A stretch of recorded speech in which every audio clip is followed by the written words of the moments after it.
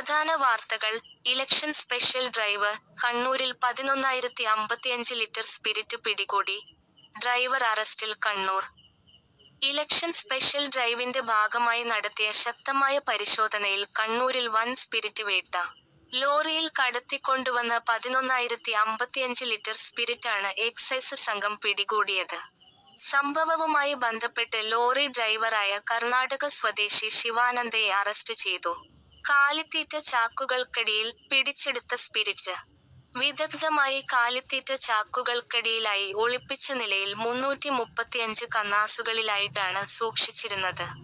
സംസ്ഥാനത്ത് തിരഞ്ഞെടുപ്പ് അടുക്കുന്ന പശ്ചാത്തലത്തിൽ അനധികൃത മദ്യക്കടത്ത് തടയാൻ എക്സൈസ് ഊർജിതമായ പരിശോധന നടത്തുന്നതിനിടെയാണ് ഈ വൻ സ്പിരിറ്റ് ശേഖരം പിടികൂടിയത്.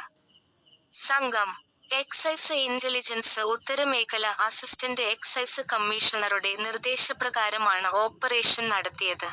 Kannur excise enforcement special squad, Kannur excise intelligence bureau എന്നിവയ്ക്ക് പുറമെ നീലേശ്വരം, പയ്യന്നൂർ, തളിപ്പറമ്പ്, ആലക്കോട്, പാപ്പിനിശ്ശേരി എക്സൈസ് റേഞ്ച് ഓഫീസുകളിലെ ഉദ്യോഗസ്ഥരുൾപ്പെട്ട സംയുക്ത സംഘമാണ് സ്പിരിറ്റ് പിടിച്ചെടുത്തത്.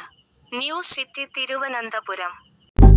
Mientras la sangre corre por su vena, mientras se llena de furiosos